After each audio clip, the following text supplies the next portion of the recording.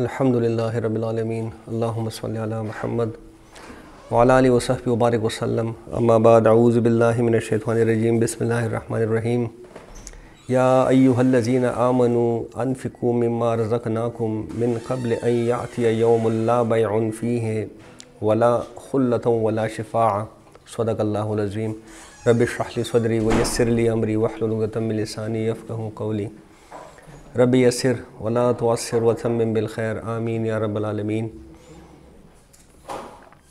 ہم 34واں رکوع پڑھ رہے ہیں سورۃ البقرہ کا۔ جیسا کہ یہ واضح ہو چکا ہے کہ یہ سورت دو حصوں میں منقسم ہے، ایک حصہ بنی اسرائیل سے متعلق ہے، دوسرا حصہ امت محمدی صلی اللہ علیہ وسلم سے متعلق ہے۔ لیکن اس کا جو آؤٹ لے ہے اگر وہ میں آپ کے سامنے رکھوں تو مطلب یہ جو ایک بات یہاں تک پہنچتے پہنچتے مبرہن ہو کے ہمارے سامنے آ گئی ہے، وہ کیا ہے؟ سب سے پہلے تو سورۃ البقرہ میں اللہ نے حق کو بیان کیا ہے کہ حق کیا ہوتا ہے۔ حق کیا ہوتا ہے؟ شروع کی آیات آپ پڑھ لیں کہ مطلب یہ غیب کی جتنی باتیں ہیں یہ حق ہے، جو اس پہ ایمان لے کے آئے گا وہ مومن ہوگا۔ سب سے پہلے حق کو بیان کیا گیا، آگے چل کر تین شخصیات کو بیان کر دیا گیا کہ جب یہ حق کسی معاشرے میں اس کی تحریک جب چلتی ہے تو تین قسم کے لوگ پیدا ہو جاتے ہیں، مومن پیدا ہو جاتے ہیں، کافر پیدا ہو جاتے ہیں، منافق پیدا ہو جاتے ہیں۔ پھر مومن کا کیا طرز عمل ہوتا ہے وہ تو سمپلی بتا دیا گیا، پہلی ہی دو رکوع جب آپ پڑھیں گے تو مومن کا کیا کردار ہوتا ہے وہ تو ادھر ہی بتا دیا گیا۔ کافر اور منافق ان کا ایٹیچیوڈ کیا ہوتا ہے، یہ جو ہم نے آدھا سورہ بقرہ جو ہم نے پڑھی 18 رکوع اس میں اسی کا اعادہ ہوتا رہا کہ حق پہ چونکہ تم نے اب چلنا ہے تو یہ وہ خصلتیں ہیں، یہ وہ عادات ہیں، یہ وہ کیفیات ہے جس سے تم نے بچنا ہے، ورنہ کبھی بھی حق کے راستے پہ نہیں چل سکو گے۔ اس کے بعد ہم نے دوسرا حصہ شروع کیا۔ دوسرا حصہ جو ہے اس میں ایک تو وہ تقسیم آپ ذہن میں رکھیں، یہ ہم سے متعلق ہے یعنی کہ امت محمدی صلی اللہ علیہ وسلم سے متعلق ہے، کرنے کا کام کیا ہے، ہمارا چارٹر کیا ہے، یہ سب اسی حصے میں ہم نے پڑھ لیا ہے۔ چارٹر ہمارا کیا ہے کہ بھئی تم پہلے بنی اسرائیل ایک امت تھی، وہ کام نہیں کر سکے جو ہم سن لینا چاہتے تھے، لہٰذا ان کو ہم نے رفع دفع کر دیا، اب تم کو ہم نے وہ امت بنا دی ہے، لیکن تم نے اب یہ کام ٹھیک ٹھیک طریقے سے کرنا ہے۔ تو ٹھیک ٹھیک طریقے سے پوری شریعت ہمیں دی جا رہی ہے کہ اس طریقے سے اب تم نے یہ کام کرنا ہے۔ اب اس میں میں نے آپ سے کہا تھا کہ اس کی دو تقسیمیں آپ کو واضح نظر آئیں گی، مطلب ایک طرف شریعت پہ بات ہو رہی ہے، شریعت میں پھر دو ڈویژنز ہیں، معاملات ہیں اور عبادات ہیں۔ عبادات آپ نے کیسے کرنی ہے، معاملات آپ نے معاشرے میں لوگوں کے ساتھ کیسے چلانے ہیں۔ اس کے ساتھ ساتھ ایک ڈویژن جہاد کی چل رہی ہے، جہاد کے پھر دو ڈویژنز ہیں، جہاد بالمال اور جہاد بن نفس۔ اب ہم نے دیکھا کہ پچھلے 2-3 دن سے ہم جو آیات پڑھ رہے ہیں اس میں قتال پر کافی زور دیا جا رہا ہے، قتال پر بھی اور جہاد فی المال بالمال پر بھی کافی زور دیا جا رہا ہے۔ کیوں زور دیا جا رہا ہے؟ یہ آیات جس وقت اتر رہی ہے تو اس سے تقریباً متصلن کون سا واقعہ بھی آ رہا ہے؟ جنگ بدر کا واقعہ بھی آ رہا ہے، تو اس کے لیے مینٹلی ان کو تیار کیا جا رہا ہے۔ تو کل کے اگر آپ نے ذرا تھوڑا سا غور کیا ہو تو کل جو ہم نے 2 رکوع پڑھے ہیں وہ طالوت اور جالوت کے واقعات کا بیان اس میں آ گیا تھا، بڑی اور ایسے تناظر میں آیا تھا کہ اس سے صاف واضح تھا کہ گویا کہ یہ جو غزوہ بدر کی آ رہا ہے اس کے لیے ذہنی تیاری کی جا رہی ہے مسلمانوں کی۔ اب غزوات کے لیے جہاں سرفروشی کی ضرورت ہوتی ہے، دیکھیں کل تو قتال وغیرہ کی بات ہو گئی نا کہ سرفروشی کی ضرورت ہے، ڈسپلن کی ضرورت ہے، سپہ سالار جو کہے اس کو ماننا ہے۔ تو جہاں سرفروشی کی اور ڈسپلن کی ضرورت ہے وہاں پہ انفاق کی بھی ضرورت ہوتی ہے، آپ کو خرچ کرنا پڑتا ہے بہرحال۔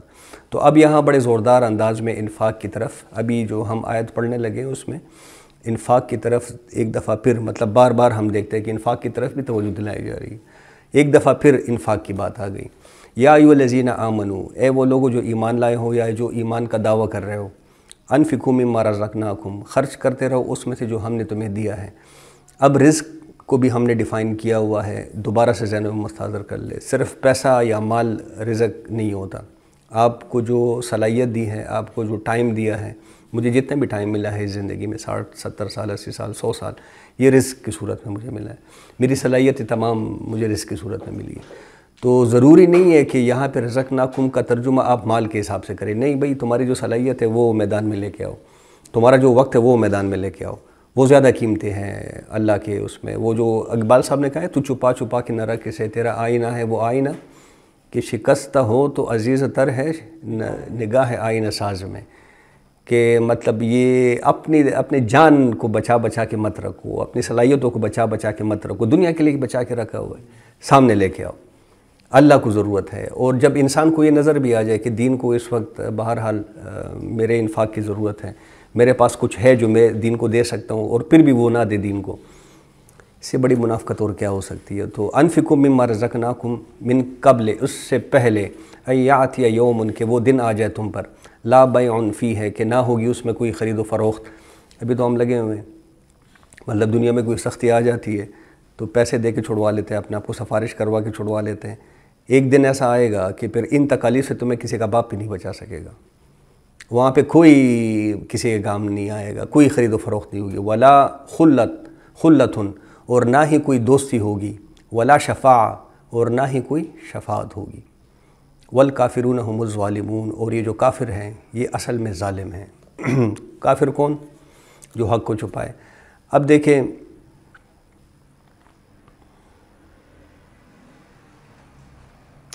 یہاں پہ یہ کافر کا لفظ جو لکھا ہوا ہے, سب سے پہلے تو اس کو ذرا سمجھنے کی بات ہے.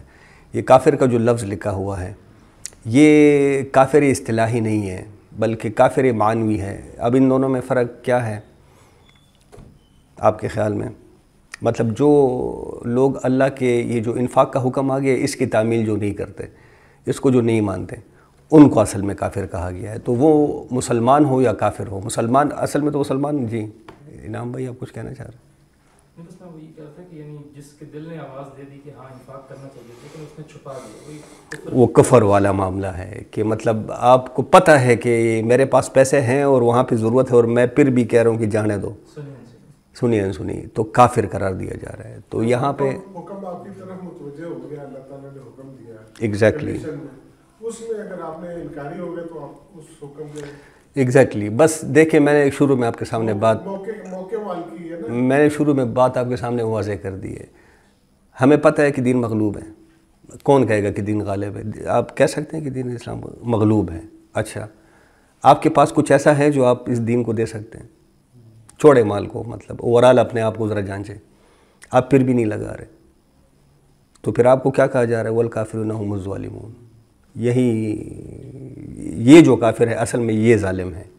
جو اصل کافر ہیں اصطلاحی کافر, انہوں نے تو ویسے انکار کیا ہوا ہے, وہ تو نہیں مانتے. ہم نے تو مانا ہوا ہے, اس کے باوجود ہم کچھ کرنے کے لیے تیار نہیں ہے, اپنے کمفرٹ زون سے نکلنے کے لیے تیار ہے, اپنے پیارے پیارے گھروں سے نکلنے کے لیے تیار نہیں ہے. تو یہ کیا ہو رہا ہے؟ یہ ظلم ہو رہا ہے اصل میں. تو والکافرون هم الظالمون, ایسے جو کافر ہیں وہ اصل میں ظالم ہیں. اب اس سے آگے وہ آیت مبارکہ آ رہی ہے جو ازروع قرآن, بلکہ نہیں ازروع قرآن نہیں, ازروع فرمان نبوی صلی اللہ علیہ وسلم, قرآن کی عظیم ترین آیت ہے, یعنی کہ آیت الکرسی. اب توحید کے عظیم ترین خزانوں میں سے ایک آیت ہے یہ. قرآن میں جو توحید کے خزانے جگہ جگہ پہ ہیں اس میں سے یہ بھرپور قسم کی ایک آیت ہے. حدیث نبوی میں اسے سیدۃ الآیات کہا گیا ہے. سیدۃ الآیات کا کیا مطلب ہے؟ آیات کی سردار. اچھا, جو اس میں ایک معنوی بات نوٹ کرنے کی ہے وہ یہ ہے کہ جو نسبت سورۃ العصر اور آیت البر میں ہے, جو نسبت ان دونوں میں ہے.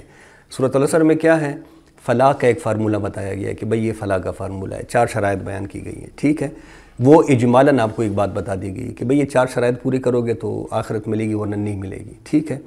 آیت البر میں کیا کیا گیا؟ اس اجمالی خاکے کو میں تھوڑا سا رنگ بھرا گیا ہے, اس کو تھوڑا قدر تفصیل کے ساتھ کھول کے بیان کیا گیا ہے کہ اصل میں مراد کیا ہے اس سے. یہی بات آپ کو ملے گی, یہی نسبت آپ کو ملے گی آیت الکرسی اور سورہ اخلاص میں. اب سورہ اخلاص اپنی جگہ پہ توحید کے موضوع پر ایک اہم ترین صورت ہے. اس نبی کریم صلی اللہ علیہ وسلم نے اس کو ثلث قرآن کا درجہ دیا ہے کہ یہ 1/3 قرآن کے برابر ہے. 1/3 قرآن کے برابر کیوں ہے؟ ایمان ہمارے کتنے ہیں؟ ایمان ثلاثہ ہیں, ایمان باللہ ہے, ایمان بالرسالت, ایمان بالآخرہ ہے. تو 1/3 ایمان باللہ ہو گیا. تو سورہ اخلاص کس سے متعلق ہے؟ توحید سے متعلق ہے.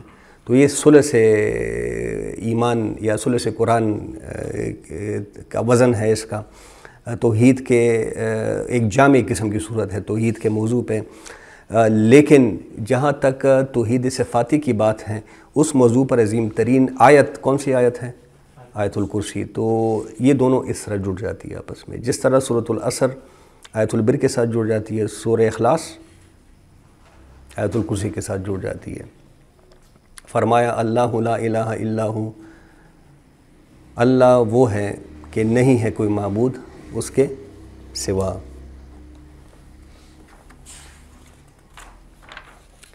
الحی القیوم، وہ زندہ ہے اور قائم رکھنے والا ہے ہر چیز کا، یعنی اللہ کی جو زندگی ہے یہ عطائی نہیں ہے، یہ از خود اس کی اپنی زندگی ہے، اور اللہ کی جو زندگی ہے اس میں نہ کوئی ضعف ہے، نہ کوئی کمزوری ہے، نہ کوئی احتیاج ہے، نہ کوئی نقص ہے۔ یہ ہو گیا احد، قل هو اللہ احد کہا گیا نا، تو الحی کا مطلب احد۔ القیوم، وہ خود تو زندہ و جاوید ہے ہی، اسی کے حکم سے باقی تمام جانداروں کا وجود ہے جس کو ہم دیکھ رہے ہیں، ٹھیک ہے، اسی کی اذن سے ہے۔ یہ ہو گیا الصمد۔ الصمد کے معنی ہم کیا لیتے ہیں ویسے؟ دا سسٹینر، جو دوسروں کو سسٹین کرے۔ تو یہاں پہ القیوم کو سسٹین کے لفظ کے پیراوے میں لایا گیا، الحی القیوم، وہ زندہ و جاوید ہیں، اس کی اپنی زندگی ہے، عطائی زندگی نہیں ہے، وہ قیوم ہے، سب کو تھامنے والا ہے۔ اگر ہماری زندگی ہماری ایگزسٹنس ہے تو اس کی وجہ سے ہے۔ لا تاخذہ سنۃ ولا نوم، نہ اس کو اونگ آتی ہے نہ اس کو نیند آتی ہے، یا اونگ اور نیند جو ہے اس کو پا ہی نہیں سکتی، لا تاخذ، اس کو نہیں پکڑ سکتی، یعنی کہ وہ 24/7 ہماری طرف متوجہ ہیں۔ وَهُوَ مَعَكُمْ أَيْنَمَا كُنْتُمْ، کیا مطلب صرف لا تاخذہ سنۃ ولا نوم تو نہیں ہے، وَهُوَ مَعَكُمْ أَيْنَمَا كُنْتُمْ بھی ہے۔ اگر وہ نہ نیند اس کو آتی ہے نہ اونگ اس کو آتی ہے اور وہ 24 گھنٹے ہمارے ساتھ ہے، تو ذرا اس پہ سوچ لیں آپ، مطلب وہ تو ہماری طرف متوجہ ہے 24/7، ہماری توجہ کدھر ہے؟ یہ سوچنے کی بات ہے۔ لَهُ مَا فِي السَّمَاوَاتِ وَمَا فِي الْأَرْضِ، جو کچھ زمین میں ہے اور جو کچھ آسمانوں میں ہے یہ سب کس کا ہے؟ یہ اللہ کا ہے۔ تو یہ جو ہم غلط فہمی کے اندر پڑے ہوئے کہ یہ گھر میرا ہے اور یہ گاڑی میری ہے اور یہ میرے جسم ہے اور میری مرضی ہے، اس کا پھر کیا کریں گے؟ مطلب یہاں تو کیٹیگوریکلی کہا جا رہا ہے لَهُ مَا فِي السَّمَاوَاتِ وَمَا فِي الْأَرْضِ، ہم کیا آسمان و زمین سے باہر ہیں؟ باہر تو نہیں ہے، زمین آسمان کے اندر ہی ہیں، تو ہم بھی اللہ کے ہیں۔ اِنَّا لِلَّهِ وَإِنَّا إِلَيْهِ رَاجِعُونَ۔ اب اس پہ بھی ایک ایک آیت ایسی ہے کہ اپنے آپ کو تولنے کی ضرورت ہے۔ لَهُ مَا فِي السَّمَاوَاتِ وَمَا فِي الْأَرْضِ۔ سر وہ پیچھے بات ہوئی تھی کہ مطلب جیسے آپ نے سورہ اخلاص میں بھی ہے نا، یا ایون چلیں اس میں جو اونگ والا معاملہ ہے، مطلب وہ اصل میں لوگوں کو جو اس وقت جو جن کو متوجہ کیا جا رہا تھا ان کے سمجھانے کے لیے ہے نا کہ اونگ اور نیند، ورنہ ویسے دیکھا جائے تو کریشن تو صرف ہے اللہ تعالیٰ کی، اللہ تعالیٰ نے اونگ اور نیند بنائی ہے، تو وہ تو جیسے میں نے بات ہے کہ وہ بڑا ایک فٹ ایک ہے مسلم پریچر ہی ہیں، انہوں نے وہ بتاتے ہیں کہ ایک فار ایگزامپل کوئی بیکر ہے، وہ ایک کیک بیک کرتا ہے، تو اب وہ سب یہ کہیں گے یار اس کو کس نے بیک کیا اس بیکر کو؟ ایگزیکٹلی، مطلب جو کریشن ہے وہ کریٹر پر حاوی ہو ہی نہیں سکتی۔ آپ یہ نہیں کہہ سکتے کہ میں ٹویوٹا صاحب جو جن کا نام ہے اصل میں ٹویوٹا صاحب کو اس لیے نہیں مانتا کہ وہ ٹویوٹا کی گاڑی کی طرح کمپنی کو بنا نہیں ہے، مطلب یہ کوئی نہیں، یہ ویسے انسین قسم کی بات ہے۔ تو کریٹر اور کریشن میں جو فرق ہے وہ واضح رہنا چاہیے۔ کریٹر کبھی بھی کریشن پہ حاوی نہیں ہو سکتا، نہ ہی کوئی اس کا مطلب کوئی نسبت و مناسبت بن سکتی ہے کریٹر کے ساتھ۔ کریٹر الگ ہے، کریشن الگ ہے۔ آپ جب تک ان دونوں کو ذرا وہ ڈویژن کے ساتھ دیکھیں گے تو باتیں بڑی آسان ہو جائے گی آپ کے لیے۔ جب آپ کریٹر کو کریشن کے اندر گھسانے کی کوشش کریں گے، یہ تصورات جس طرح یہ حاشر صاحب جس کی طرف اشارہ کریں بڑی گمبھیر قسم کی بحث ہے۔ مطلب کیوں اللہ کے تصور میں لوگ پاگل ہو جاتے ہیں؟ کیونکہ وہ اللہ کو کریشن پہ قیاس کرنے کی کوشش کرتے ہیں۔ مطلب اب یہ کہنا کہ اگر اس نے کائنات کو بنایا ہے تو کائنات کو کس نے بنایا ہے؟ اب یہ بڑا عجیب سوال ہے یار، خدا کے بندے مطلب وہ کریٹر ہے، مطلب بنانے والے کی مطلب the creator can not be created, as simple as that. یا کم از کم اس کریشن کے لیے یہ سوال موضوع نہیں ہے، یہ اس کا حق نہیں بنتا کہ وہ یہ پوچھے کہ تجھے کس نے بنایا. مطلب یہ سوال ایگزسٹ نہیں کرنا چاہیے، کیونکہ جیسے وہی بات ہے کہ جو ہے بیکر ہے وہ کیک کو بیک کرتا ہے، تو اب آپ اسے کہو کہ تمہیں کس نے بیک کیا. میں نے آپ کو ٹویوٹا کی مثال، یہ ایک ہی بات ہے. تو لہو ما فی السماوات و ما فی الارض، سب کچھ اسی کا ہے. ہمارا ملکیت تامہ، ملکیت حقیقی جس کو ہم کہیں گے، وہ اللہ ہی کی ہے. من ذا الذی یشفع عندہ الا باذنہ، کون ہے جو سفارش کر سکے اس کے سامنے مگر اس کی اجازت سے. یہ بڑا دھمکی امیز قسم کا وہ ہے انداز ہے. اب اس سے پہلے دیکھیں سورہ بقرہ میں ہی ہم 3 جگہوں پہ کیٹیگوریکل ڈینائل پڑھ چکے ہیں. کس چیز کا کیٹیگوریکل ڈینائل؟ شفاعت کا. آپ دیکھیں ہم نے پہلے پڑھا 6 رکوع کے دوسرے آیت میں ہم نے پڑھا، پھر 15ویں رکوع کے دوسرے آیت میں ہم نے پڑھا، اور آج ہم نے جو پہلی آیت پڑھی اس میں لا شفاء، کیٹیگوریکل ڈینائل، کوئی سفارش نہیں ہوگی، نہ کوئی کسی کے حق میں کر سکے گا نہ اپنے حق میں کر سکے گا. لا شفاء. یہاں پہ انداز تھوڑا سا بدل دیا ہے الا باذنی کے ساتھ، لیکن انداز ہے بڑا دھمکی آمیز کہ کس کی یہ حیثیت ہے، کس کا یہ مقام ہے، اور کس کو یہ زور حاصل ہے کہ وہ اپنے اختیار کے بل بوتے پر، اپنے حیثیت کی بنا پر کسی اور کی سفارش کر سکے اللہ کے سامنے. بالکل نہیں کر سکتا. ہاں اللہ کا اذن ہو جائے پھر کر سکتا ہے. اب دیکھیں اس آیت میں یہ جو استثناء بتایا گیا ہے کہ جس کے لیے اللہ کا اذن ہو اس کی سفارش ہو سکتی، یہ بڑا باریک اور بڑا کوئی گمبھیر قسم کی بحث ہے. ونس اگین ہمارے دین میں چھوٹی چھوٹی بحثیں بھی بڑی گمبھیر بن جاتی ہے، جلیبیاں بن جاتی ہے. یہ بحث بھی بڑی گمبھیر ہے کہ شفاعہ باطلہ اور شفاعہ حق کا میں کیا فرق ہے. شفاعہ باطلہ کی تو کیٹیگوریکل ڈینائل ہو گیا ہے کہ وہ کوئی نہیں کر سکتا، کسی کا باپ بھی نہیں کر سکتا. ہاں اب شفاعت حق کا کیا ہے، یہ بڑی گمبھیر بحث ہے، لیکن اتنا آپ کے ذہنوں میں واضح ہونا چاہیے کہ قیامت کے دن شفاعت قبول تو ہوگی، لیکن جسے اللہ اجازت دے گا نمبر 1، اور جس کے لیے اجازت دے گا نمبر 2، یہ 2 شرطیں ساتھ ہوں گی. جس کے لیے اجازت دے گا اللہ، اور جس کو اجازت دے گا. کیوں؟ مطلب ان کا اپنا حال، جو انسانوں کا اپنا حال ہے کہ اللہ ہمیں اندر باہر سے جانتا ہے. اللہ ہمارے ماضی حال مستقبل سے ایسی باخبر ہے جیسے کہ میں ان 2 ہاتھوں کو دیکھ رہا ہوں.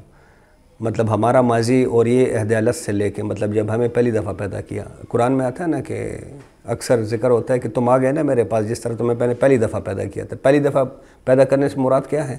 ارواح کی شکل میں جو ہمیں پیدا کیا تھا. اس پاس سے لے کے اس پریزنٹ تک، یہ جو ہم آمنے سامنے بیٹھے ہوئے، اور یہاں سے لے کے قیامت تک، اور قیامت کے بعد جو کچھ ہونا ہے ہمارے ساتھ، یہ سب اللہ کے سامنے ہے.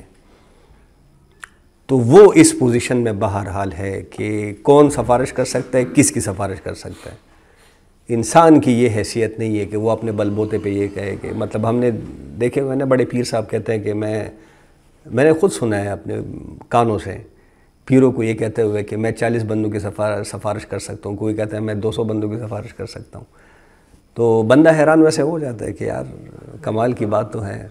مطلب صاحب کہنے لگے کہ آپ ہمارے پیر صاحب میں ان کی بیعت کر لیں. ٹھیک ہے، اس سے کیا ہوگا؟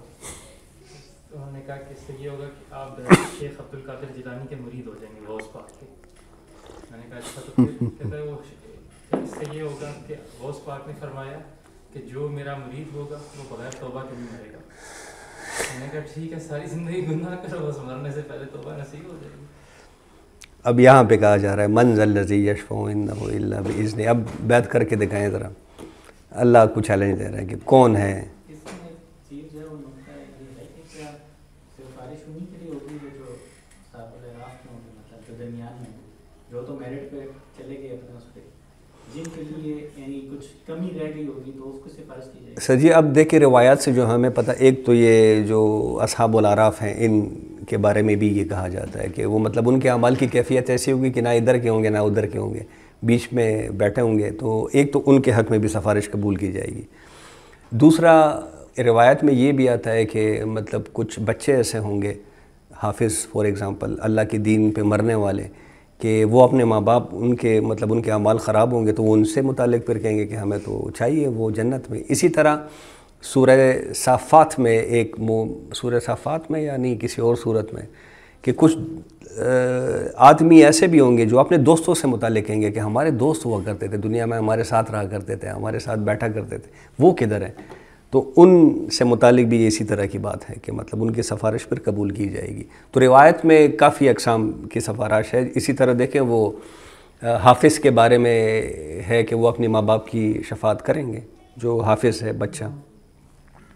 تو روایت سے کافی، لیکن ان اے نٹ شل میں آپ کو کہوں یہ بڑی گمبھیر بحث ہے۔ مطلب اس میں جب آپ خاص کر مکلمین اور علماء کے ساتھ بیٹھتے ہیں نا تو وہ سب کچھ باطل ہے، آپ کو لگنے لگتا ہے کہ یار ہوئی گی نہیں شاید سفارش۔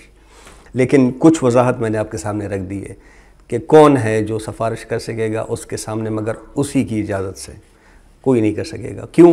یعلم ما بین ایدیہم وما خلفہم، دیکھیں وہ حکمت والی بات ہے نا، وہ کیونکہ اس کو پتہ ہے کہ ان کے آگے کیا ہے، ان کے پیچھے کیا ہے۔ ابھی میں نے آپ کے سامنے کہا حاضی حال، ماضی حال، مستقبل اللہ کے سامنے ہمارا۔ ولا یحیط، اور ہمارا حال کیا ہے؟ ولا یحیطون بشیء من علمہ الا بما شاء، اور ہمارا حال یہ ہے کہ ہم اللہ کے علم میں سے کسی چیز کا احاطہ نہیں کر سکتے لیکن جو وہ چاہے۔ علم تو سارا اللہ کا ہے، مطلب کائنات جب بنائی ہی اسی نے ہے تو اس کا سارا علم بھی اللہ ہی کا ہے۔ اب ہم کیمرہ بنائے، گلاس بنائے، گاڑی بنائے، جو بھی بنائے، یہ علم سارا اللہ کا ہے۔ تو جس کو جو علم مل گیا یہ اللہ کی اذن سے ملا ہے۔ اب دیکھیں اتنے کیا ناقص علم کے ساتھ اور اتنے ضعیف مطلب حال کے ساتھ ہم نے کیا کسی کی سفارش کرنی ہے؟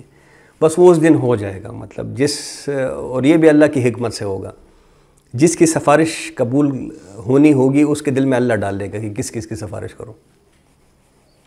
مطلب ہم خود سے یہ کرنے کے قابل ہی نہیں ہے۔ بہرحال ولا یحیطون بشیء من علمہ الا بما شاء وسع کرسیہ السماوات والارض، اور اس کی کرسی نے سماوات اور زمین کے وسعت کو تھاما ہوا ہے۔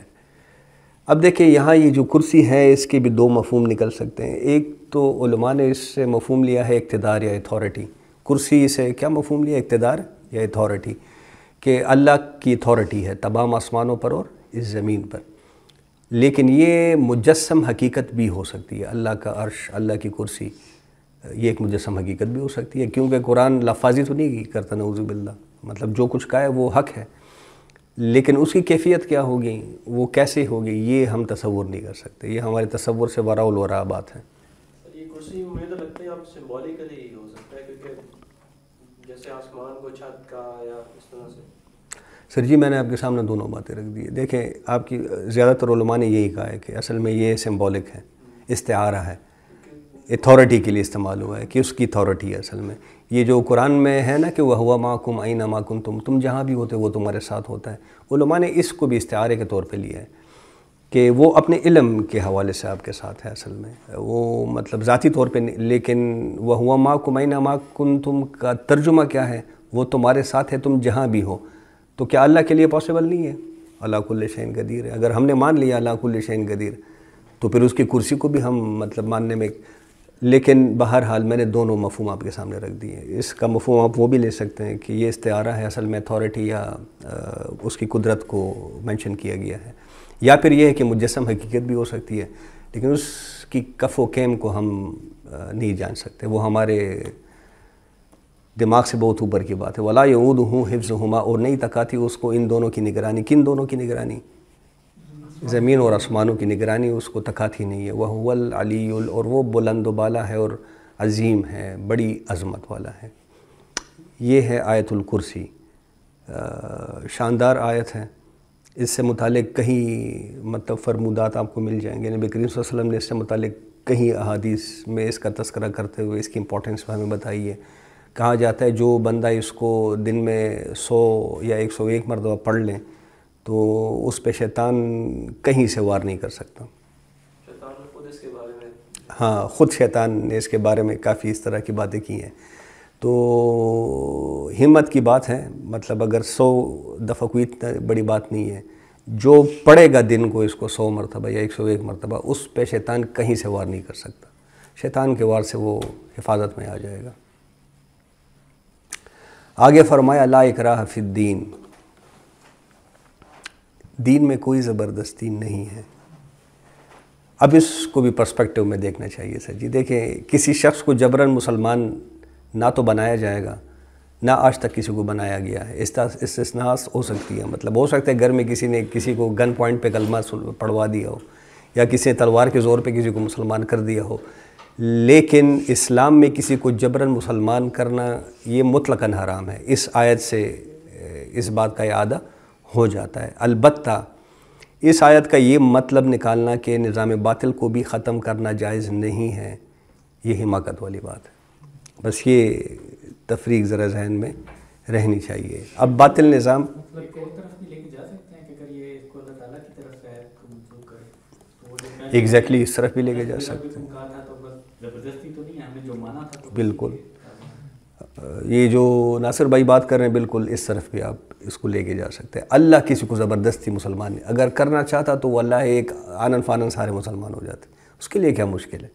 تو اس طرف بھی اس بات کو لے کے جایا جا سکتا ہے۔ لیکن یہ تو دیکھیں، چونکہ ہمیں ہدایت دی جا رہی ہے، مطلب اللہ نے اپنا جو نظام چلانا تھا وہ تو چلا دیا، اب ہمیں ہدایت دی جا رہی ہے، ہمیں فرمایا جا رہا ہے کہ لا اکراہ فی الدین، دین میں کوئی زبردستی نہیں، یہ ہمیں بتایا جا رہا ہے۔ تو اس کا مطلب وہی ہم لیں گے کہ زبردستی کے ذریعے کو آپ مسلمان نہیں بنا سکتے، لیکن یہ کہنا کہ زبردستی باطل نظام کو بھی ختم نہیں کر سکتے، یہ حماقت ہوگی۔ اب باطل نظام یعنی کہ وہ ظلم والا نظام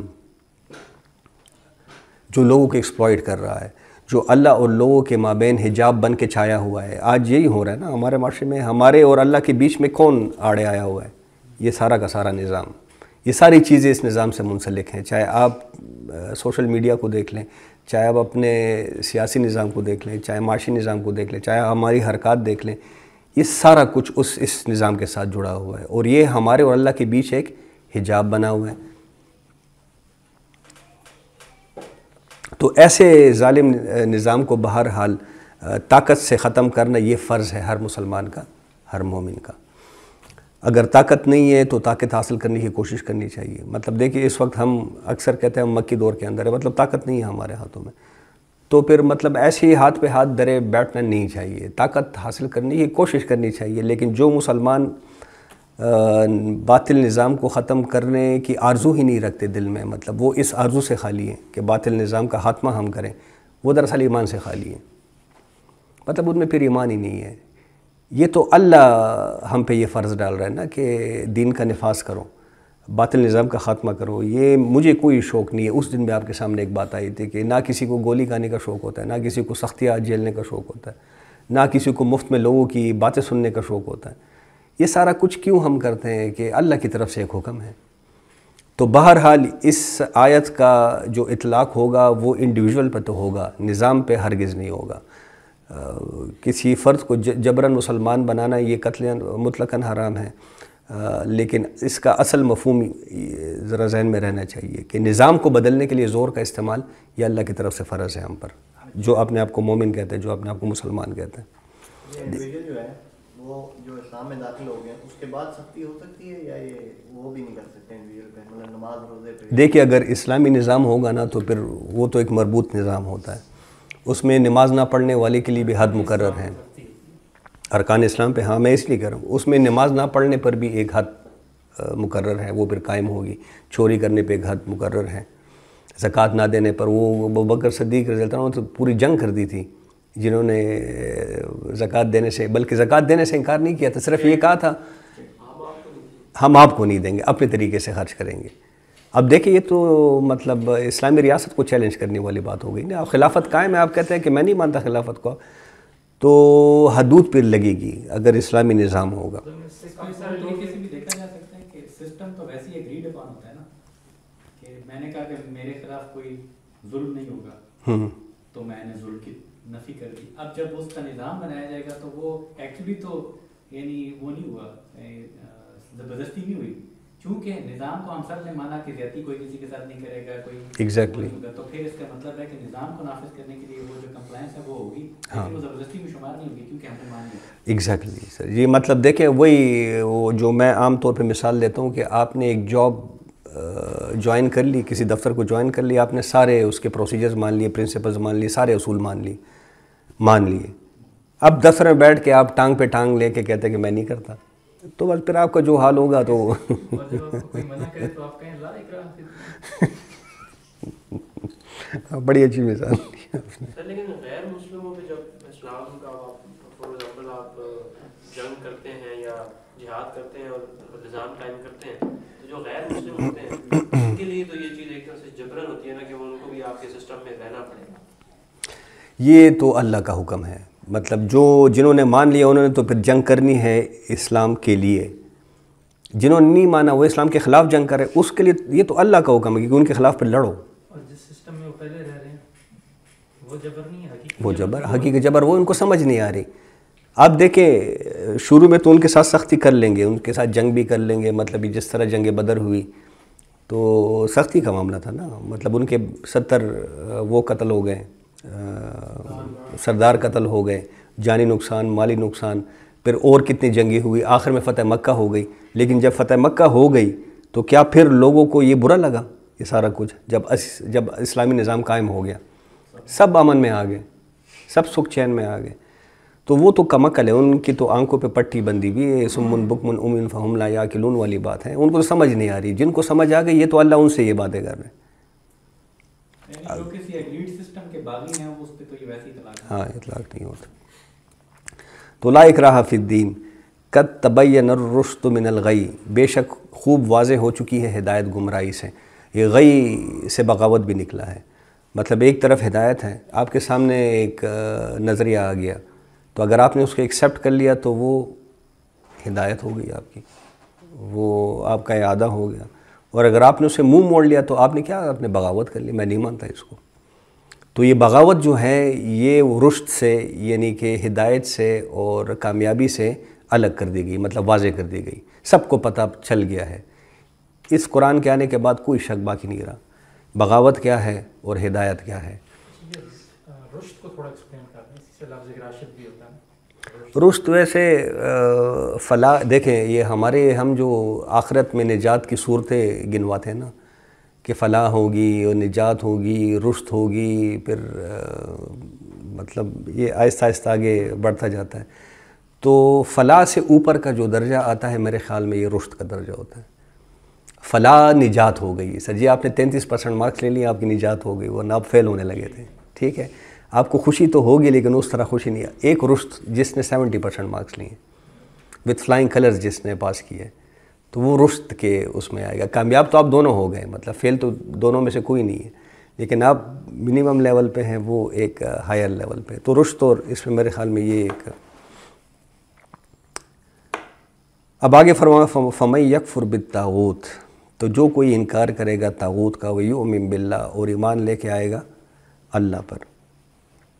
اب دیکھیں اللہ پر ہی کل بھی بات ہوئی تھی، اللہ پر ایمان لانے سے پہلے کیا بات کی گئی؟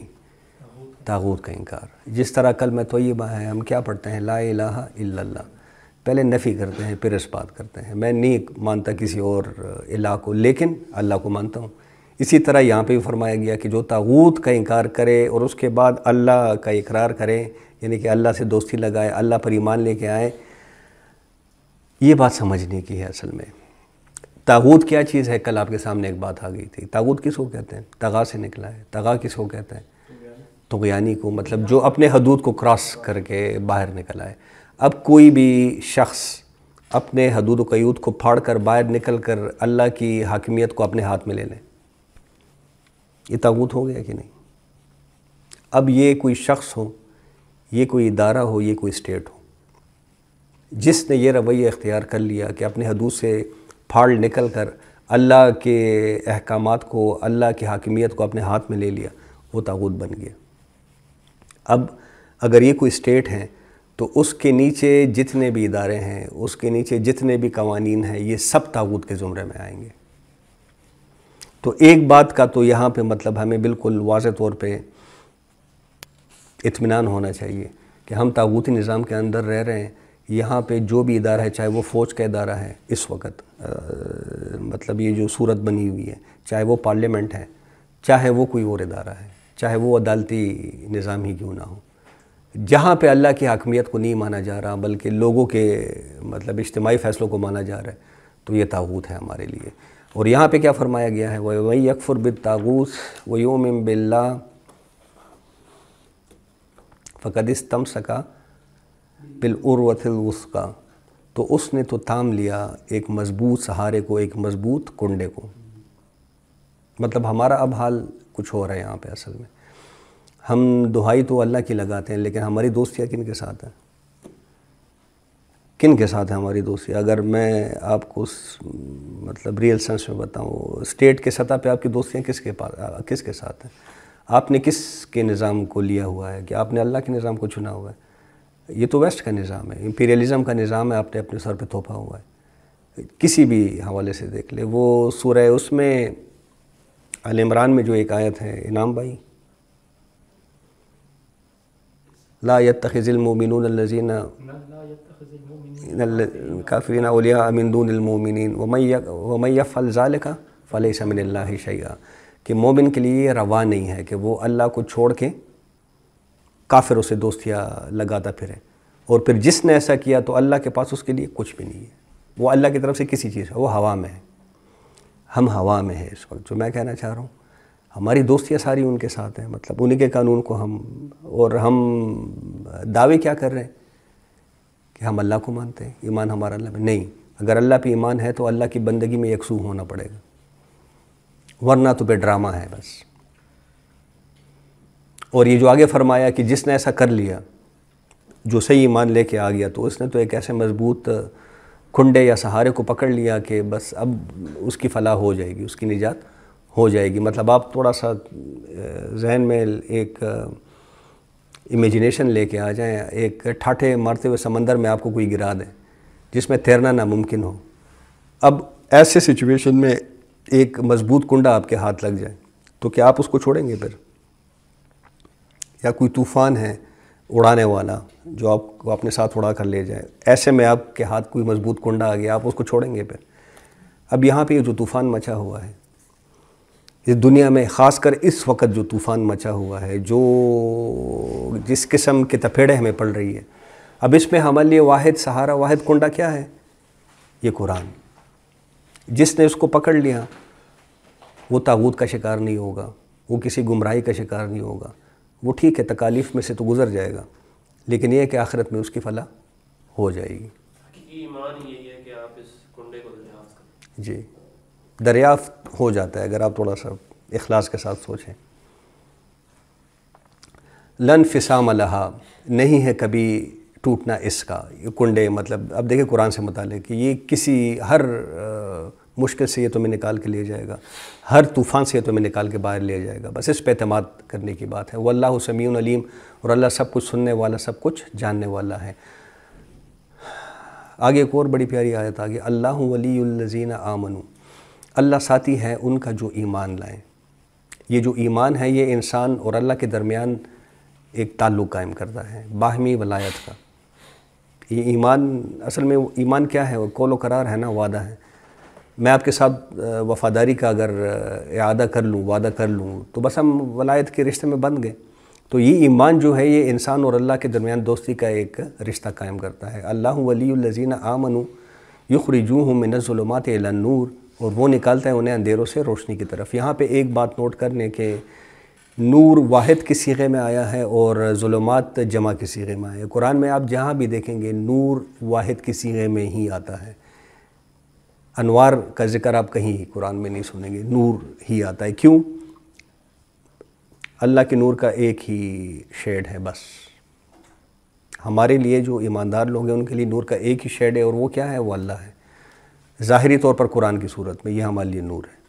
جبکہ ظلمات یا باطل جو ہوتا ہے اس کے کئی شیڈز ہوتے ہیں، مطلب کفر ہے، شرک ہے، الحاد ہے، مادہ پرستی ہے، لا ادریت ہے، پھر باطل فلسفہ ہے، پھر باطل نظریات ہیں، پھر باطل اعمال ہے، کتنے شیڈز ہیں اس کے۔ نور کا ایک ہی شیڈ ہے بس۔ ایک دفعہ آپ اگر روشنی میں آ گئے، اللہ کی نور میں آ گئے تو بس آ گئے۔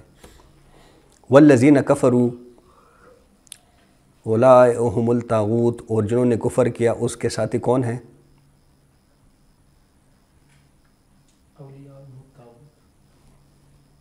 وہ طاغوت کے ولی ہیں، اصل میں طاغوت ان کا دوست ہیں۔ اور وہ کیا کرتا ہے؟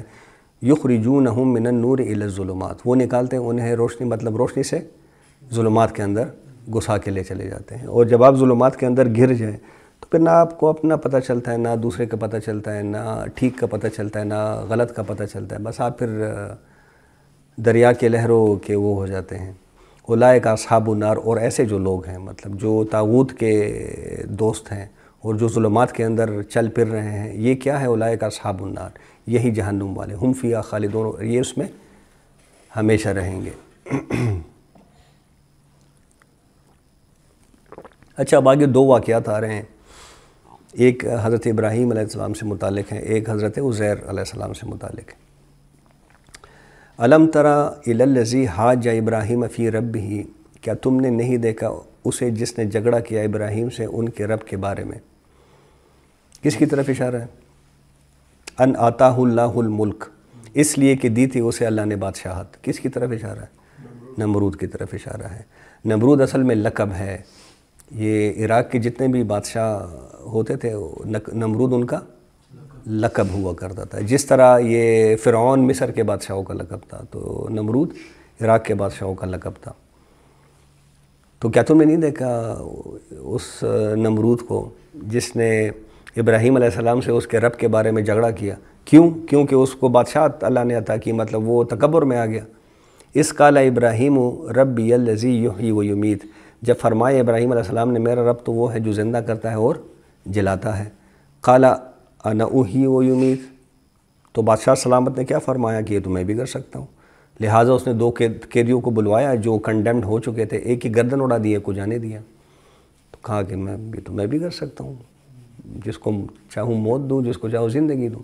تو اب ابراہیم علیہ السلام نے محسوس کیا کہ یہ تو شیطنت پر اتر آیا ہے، تو اڑنگا لگانا پڑے گا اس کو. تو آگے کیا فرمایا؟ قال ابراہیم فإن اللہ یأتی بالشمس من المشرق فأت بہا من المغرب، کہ میرا رب تو وہ ہے جو سورج کو مشرق سے اٹھا کے لاتا ہے، تم اس کو مغرب سے اٹھا کے لے آؤ. اب اس پہ کیا ہوا؟ فبہت الذی کفر، تو وہ جو کافر تھا، وہ جو کفر تھا، وہ مبہوت ہو کر رہ گیا. جیسے ناک آؤٹ نہیں ہو جاتا انسان، ناک آؤٹ ہو گیا بس. اچھا، اس میں ایک بات ذہن میں رکھ لیں، ابراہیم علیہ السلام کی پیدائش کہاں پہ ہوئی تھی؟ عراق میں. کون سے شہر میں ہوئی تھی؟ بابل یا اور کا شہر اس کو کہتے ہیں، اور کے شہر میں ان کی ولادت ہوئی تھی. اس وقت بادشاہت نمرود جو بھی نام تھا اس کا اصل، لیکن ایک نمرود کی بادشاہت تھی. وہی جیسے میں نے آپ کو بتا دیا کہ جس طرح فرعونوں کی بادشاہت مصر میں ہوا کرتی تھی. اور انہوں نے اپنے خدائی کا دعویٰ کر لیا تھا.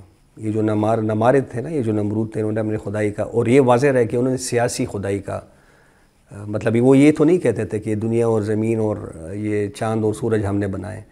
وہ یہ کہتے تھے کہ حاکمیت اعلیٰ اس زمین کے ہمارے پاس ہے، یہ ہماری مرضی ہے کہ ہم جس چیز کو چاہیں تو غلط قرار دے دیں، جس چیز کو چاہیں تو صحیح قرار دے دیں. اب یہ حاکمیت تو اللہ کے لیے ہے. مطلب یہ کس کا حق ہے کہ وہ حلال حرام میں تفریق کرے؟ جس کا تعین صرف، یہ اختیار صرف اللہ کا ہے، یہ حق صرف اللہ کا ہے. انہوں نے اصل میں یہ حق اپنے ہاتھ میں لے لیا تھا.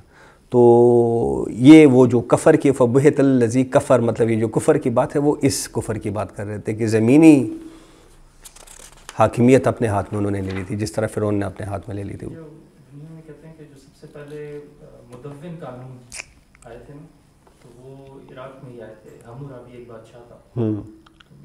شاید یہ پھر ابراہیم علیہ السلام کی کسی دور کے آس پاس کی بات ہے. یہ ایک اچھا، یہ میرے ذہن میں نہیں ہے. میں اتنا تو میں نے کہیں پڑھا ہوا ہے کہ سوشل ایولیوشن اصل میں ادھر سے ہی ہوا تھا، لیکن جس بادشاہ کی آپ بات کریے میرے ذہن میں نہیں ہے، اس کو ذرا دیکھنا پڑے گا. شاید ہو سکتا ہے کہ نماردہ میں سے ہی خاندان میں سے ہی. سر ان حکمرانوں نے تو حکومتی لیول پہ یہ ایسا دعویٰ کیا تھا. آج کل کے جو لوگ ہیں یہ انڈیویجول لیول پہ یہ دعویٰ کرتے ہیں.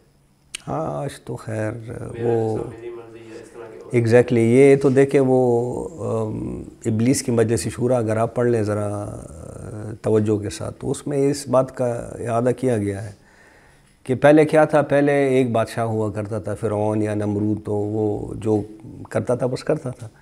جمہوریت کی شکل میں وہ بادشاہت انہوں نے ٹکڑوں میں تقسیم کر دیے. اب آپ کو بھی ووٹ کا حق ہے، مطلب آپ بھی اپنے آپ کو پنے خان سمجھنے لگے. تو بس یہ سچویشن ہے اصل میں. واللہ لا یہدی القوم الظالمین، اور اللہ ہدایت نہیں دیتا ظالم لوگوں کو. او کلذی مر علی قریۃ، یا اس شخص کی طرح جو گزرا ایک بستی پر. اب یہ کس کا ذکر ہے؟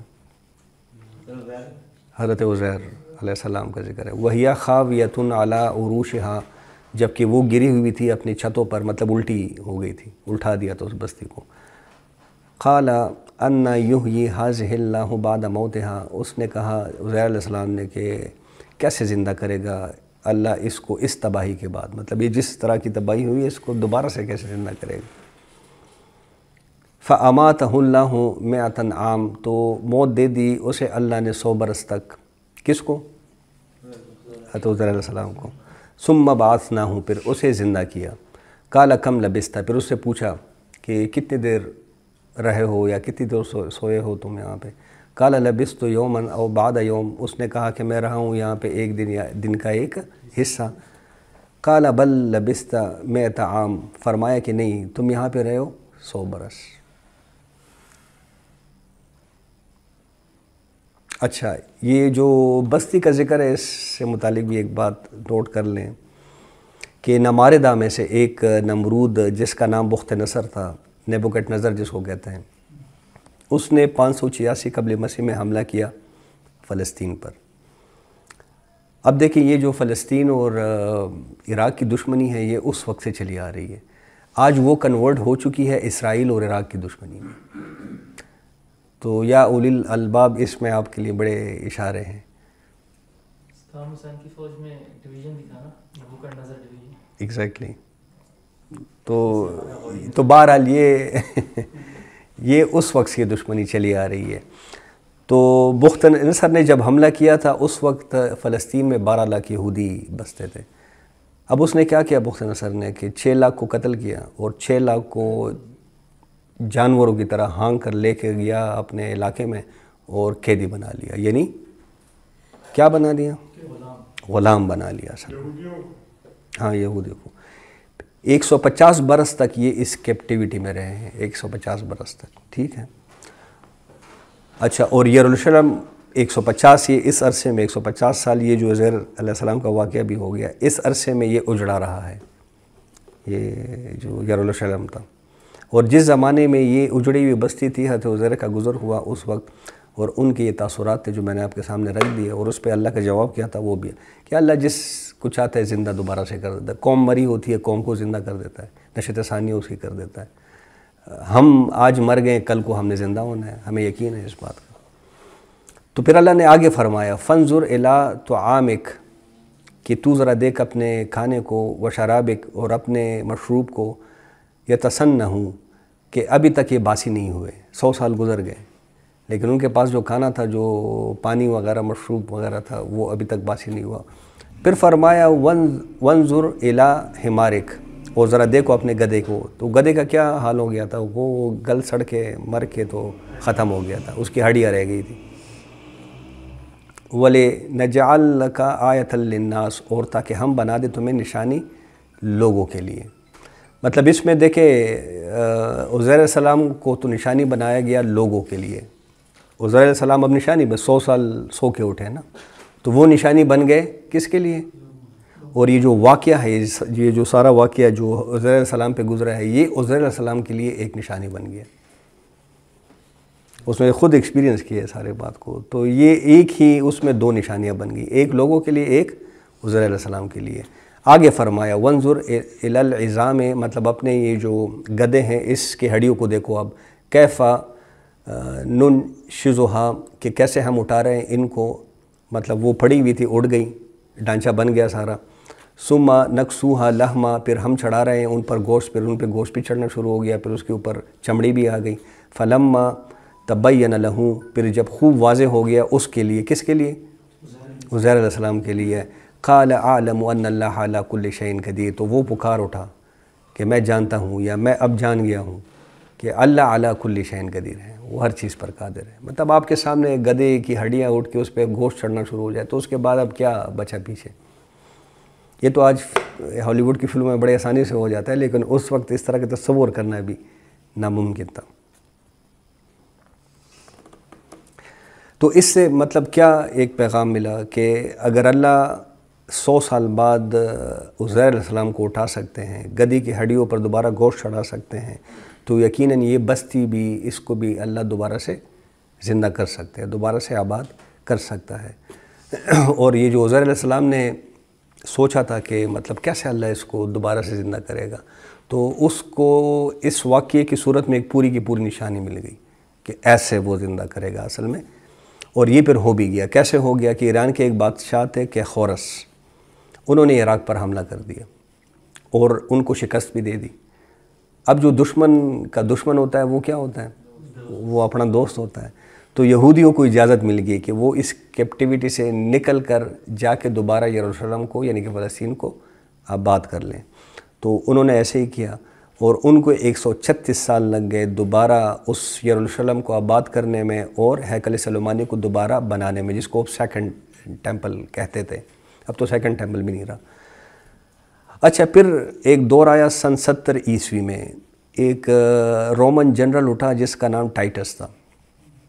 اس کے ہاتھوں یہ جو سیکنڈ ٹیمپل ہے وہ تباہ ہوا، جو اب تک تباہ پڑا ہوا ہے، یعنی کہ 1953 سال سے ان کا کعبہ گرا پڑا ہے۔ یہ بات آپ ذہن میں رکھ لیں۔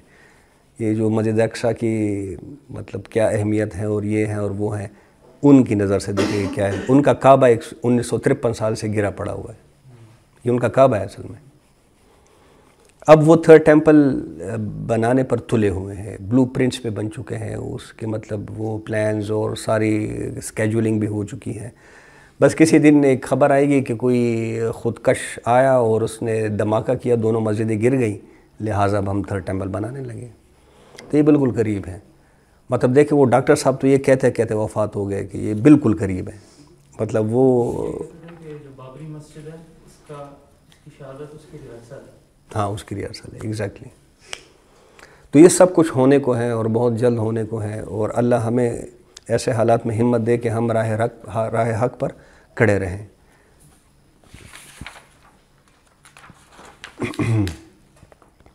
وَإِذْ قَالَ ابراہیم، اور جب عرض کی ابراہیم علیہ السلام نے اللہ کے سامنے، ربی ارنی کیف تحیی الموتیٰ، کہ اے میرے رب ذرا دکھا مجھے تو کیسے زندہ کرے گا مردوں کو۔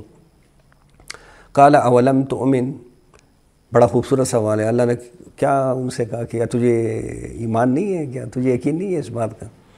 قال بلا، تو ابراہیم علیہ السلام نے فرمایا کہ کیوں نہیں، ولیکن، لیکن میں چاہتا ہوں، میں کیا چاہتا ہوں، لیطمئن قلبی، کہ میرے دل کو اطمینان ہو جائے۔ اب دیکھیں انبیاء اور رسولوں کو چونکہ ایمان اور یقین کا ایک ایسا فرنس بنانا مقصود ہوتا ہے کہ ان سے ایمان اور یقین دوسروں میں سرایت کر جائے، ان کو ایسا بنانا پڑھنا مقصود ہوتا ہے، تو ان کو ایسے مشاہدات کرا دیے جاتے ہیں کہ انہیں ان کا جو ایمان ہوتا ہے وہ پھر محض غیابی ایمان نہیں ہوتا، وہ شہادت والے ایمان بن جاتا ہے۔ مطلب ان کو ایسے تجربات اور ان سے گزارا جاتا ہے، حالات سے گزارا جاتا ہے کہ ہاں عین الیقین والے ایمان، کہ وہ اپنے سامنے سب کچھ دیکھ لیتے ہیں۔ تو یہ وہ والی کیفیت ہے۔ ابراہیم علیہ السلام نے کہا کہ میں چاہتا ہوں کہ میرے دل کو ذرا اطمینان ہو۔ ہاں دیکھیں، کلام سے متعلق وہ انٹروڈکشن میں ہم نے بات کی تھی کہ کلام مختلف طریقوں سے ہو سکتا ہے۔ اللہ کلام بھی کر سکتے ہیں، موسیٰ علیہ السلام سے تو کلام کیا، اونٹ کے پیچھے سے کلام کیا۔ اسی طرح جب شب معراج پر لے کے گئے تھے آپ صلی اللہ علیہ وسلم کو، تو وہاں بھی ان سے کلام ہوا ہے، ٹھیک ہے۔ ادروائز جو یہ پیغام رسانی جو ہوتی ہے وہ اس کی ایک شکل ہے بس۔ آپ دیکھیں خود بھی کبھی کبھار محسوس کرتے ہیں کہ آپ کے دل پہ کوئی بات ایک دم سے کھل جاتی ہے، تو کدھر سے آتی ہے؟ خواب میں کوئی بات کھل جاتی ہے، یا دیکھیں مطلب بیٹھے بیٹھے آپ، میرے ساتھ اکثر ایسا ہوتا ہے، 10 سال کا مسئلہ ہوتا ہے، حل نہیں ہوتا، ایک دم بیٹھے بیٹھے دل میں کچھ آ جاتا ہے، بس وہ باتیں ساری کھل جاتی ہیں۔ تو لیکن یہ تو خیر میں ویسے ہی کوئی عجیب مثال دے رہا ہوں، اصل میں جو انبیاء کے ساتھ ہوتا ہے وہ ایک ذریعہ ہوتا ہے بس، مطلب وہ بول چال اس میں ضروری نہیں ہوتی، بس ان کے دل پہ ایک بات کھل جاتی ہے، وہ قلبی بحث آپ اس کو کہہ سکتے ہیں۔ کالا فخذ اربعۃ من الطیر، فرمایا کہ تو پکڑ کوئی 4 پرندوں، مطلب پرندے تو کافی زیادہ ہیں، ان میں سے کسی 4 پرندوں کو پکڑ لیں، فصرہن الیک، پھر ان کو مانوس کر لے اپنے ساتھ، ثم اجعل علی کل جبل منہن جزءا، پھر ان کے یہ جو اجزاء ہیں علیحدہ علیحدہ کر کے الگ الگ پہاڑوں پر رکھ دو، من کل، مطلب یہ جتنے بھی پہاڑیاں نظر آ رہی ہے اس میں الگ الگ رکھ دو، تو کیا ہو جائے گا؟ سمد ہن یاتینک سعیا، تو پھر بلاؤ ان کو تو وہ دوڑ کر چلے آئیں گے تمہارے پاس۔ اب کہا جاتا ہے، روایت میں آتا ہے کہ انہوں نے 4 پرندوں کو پکڑا، ان کو اپنے ساتھ مانوس کیا کچھ دن، جب وہ ان کے ساتھ مانوس ہو گئے تو پھر ان کو ان کے ٹکڑے کر دیے، گردنیں سب کی الگ کر کے ایک پہاڑی پہ رکھے، پاؤں ان کے وہ کر کے اکھاڑ کے دوسرے پہاڑی پہ رکھے، ان کے پر اکھیڑ کے تیسرے پہاڑ پہ، اور ان کے جو جسم رہ گئے تھے وہ چوتھے پہاڑ پہ رکھے، اور پھر وہ ایک خاص قسم کی سیٹی بجایا کرتے تھے ان کو بلانے کے لیے، تو جب وہ سیٹی بجائی تو وہ سارے اعضاء آپس میں مل گئے اور 4 پرندے ان کے سامنے آ گئے۔ تو وَعَلَمُوا أَنَّ اللَّهَ عَزِيزٌ حَكِيمٌ، جان لو کہ اللہ زبردست ہے اور کمال حکمت والا ہے۔ آج اسے پہ اکتفا کرتے ہیں، انشاءاللہ کل آگے اس سے پھر پڑھیں گے۔ اقول قولی ھذا واستغفر اللہ لی ولکم ولسائر المسلمین والمسلمات۔